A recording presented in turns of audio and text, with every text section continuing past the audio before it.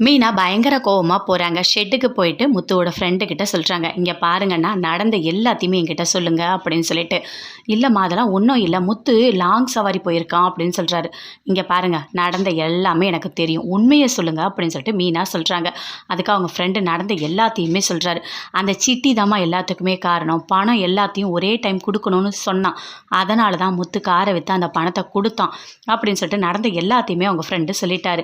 "அவர் என்னைக்குமே நல்லது தான் நினைப்பாரு" அப்படின்னு சொல்லிட்டு மீனா சொல்றாங்க. ஆனா அந்த சிட்டியை நான் விடவே மாட்டேன் அப்படின்னு சொல்லிட்டு பயங்கர கோவமா போறாங்க. "வாங்க மீனாக்கா வாங்க" அப்படின்னு சொல்லிட்டு சிட்டி சொல்றாரு ஆஃபீஸில். "உட்காருங்க." "நான் உட்காரத்துக்கு வரல, நல்லா தெரிஞ்சுக்கோ. நீ எதுக்காக தேவையில்லாமல் எங்கள் வீட்டுக்காரை வந்து இஷ்டத்துக்கு பண்ணிகிட்டு இருக்க? அவர் வந்து உன் காலில் விழுந்து மன்னிப்பு கேட்கணுமா? நீ ஏன் அங்கங்கே திருடி பிழைக்கிறவன்? என் வீட்டுக்காரர் நீயும் ஒன்றா?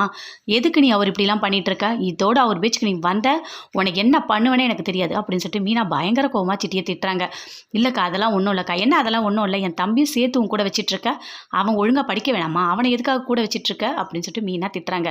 "நல்லா இன்னொரு வாட்டி பார்த்துக்கோ. இதே மாதிரி எங்கேயாவது நான் பார்த்தா செருப்பு உனக்கு பிஞ்சிரும்" அப்படின்னு சொல்லிட்டு அங்கேருந்து பயங்கர கோவமாக வராங்க. வர வழியில் சீதாவை பார்க்குறாங்க. "எங்கக்கா வர?" அப்படின்னு சொல்லிட்டு மீனாவை கேட்குறாங்க. "இல்லை, அந்த சிட்டியை போய் நான் பார்த்துட்டு வரேன்" அப்படின்னு சொல்லிட்டு மீனா சொல்கிறாங்க. "எதுக்குக்கா அந்த ரவுடி பையனை நீ போய் பார்க்குற?" அப்படின்னு சொல்லிட்டு சீதா சொல்கிறாங்க. "அவன் ரவுடியாக இருக்கட்டும், எதுவாக இருக்கட்டும், நான் போய் அவனை கேட்டுட்டு வந்தேன். அவன் தேவையில்லாத பிரச்சனை பண்ணிட்டு இருக்கான். சத்யாவை கூட வச்சிட்டு இருக்கான். அதனால சத்யாவை சேர்க்க வேண்டாம்னு சொன்னேன்" அப்படின்னு சொல்லிட்டு மீனா சொல்கிறாங்க. "நீ எதுக்காகக்கா இதெல்லாம் போய் பேசுகிற? அவன் சத்யா நாம சொன்னால் கேட்கவே மாட்டான். அவன் எதுவுமே கேட்கலன்னா நீ எதுக்கா இதெல்லாம் பண்ணுற? இனிமே அவனை பார்க்க தனியாக போகாத" அப்படின்னு சொல்லிட்டு சீதா சொல்கிறாங்க. "சரி, நான் போயிட்டு வரேன்" அப்படின்னு சொல்லிட்டு மீனா அங்கேருந்து போகிறாங்க. மீனா பயங்கர கோவமாக வீட்டுக்கு வராங்க. வீட்டில் அண்ணாமலை இருக்காரு. "எங்கம்மா போனேன்?" அப்படின்னு சொல்லிட்டு கேட்குறாரு. "இல்லை மாமா, நடந்த எல்லாமே எனக்கு தெரியும். அவர் எதுக்காக காரை வித்தார் எல்லாமே நான் கண்டுபிடிச்சிட்டேன்" அப்படின்னு சொல்லிட்டு மீனா சொல்கிறாங்க. "எதுக்குமா வித்தான்?" அப்படின்னு சொல்லிட்டு அண்ணாமலை கேட்குறாரு. "அவங்களுக்கு அவங்க ஃப்ரெண்டுங்களுக்கு யாருக்கோ பணம் கொடுக்கணுமா, அதனால் விற்று பணத்தை கொடுத்துருக்காரு" அப்படின்னு சொல்லிட்டு மீனா சொல்கிறாங்க. "ஓ அப்படியாம்மா? என்றைக்குமே அவன் நல்லதுதாம்மா செய்வான். 4 பேருக்கு ஒரு கஷ்டம்னா அவன் தாங்க மாட்டான். அது நல்லதுதான்னு எனக்கு தெரியும். இருந்தாலும் அவனே சொல்லட்டும்னு நான் வெயிட் பண்ணேன்" அப்படின்னு சொல்லிட்டு அண்ணாமலை சொல்கிறாரு. "இப்போது நீ என்கிட்ட உண்மையை சொல்லிட்டேன்னு கூட அவன்கிட்ட சொல்லாதம்மா. அப்படியே இருக்கட்டும். அவனுக்கு எப்போ தோணுதோ அப்போ சொல்லட்டும்" அப்படின்னு அண்ணாமலை சொல்கிறாரு. "சரிங்க மாமா" அப்படின்னு சொல்லிட்டு மீனா உள்ளே போகிறாங்க.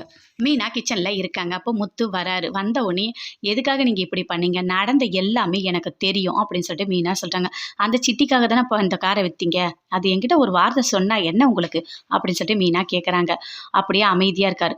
"எனக்கு என்ன பண்ணுறதுன்னு தெரியல. எல்லாமே மாறும்" அப்படின்னு சொல்கிறாரு. "சரிங்க" அப்படின்னு சொல்லிட்டு மீனா சொல்லிட்டு இருக்காங்க.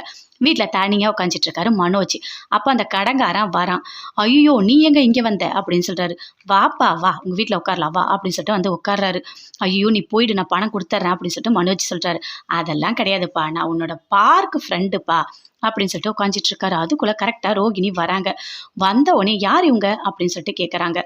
இவர் வந்து யார் தெரியுமா? என்னோட பார்க்கில் என்னோட ஃப்ரெண்டு" அப்படின்னு சொல்லிட்டு. "என்னது ஃப்ரெண்டா?" அப்படின்னு சொல்லிட்டு ரோகிணி கேட்குறாங்க.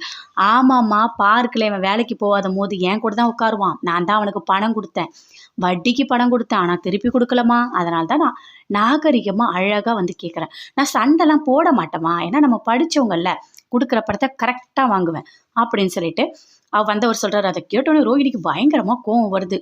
அவர் அங்கேருந்து போயிட்டோன்னே அப்படியே ஷர்ட்டை பிடிச்சி அடிக்கிறாங்க. "எதுக்காக இப்படி பண்ணீங்க? நீங்கள் திருந்தவே மாட்டீங்களா?" அப்படின்னு சொல்லிட்டு மனோஜை பயங்கர கோவமா ரோகிணி அடிக்கிறாங்க. மனோஜ் கத்துறாரு.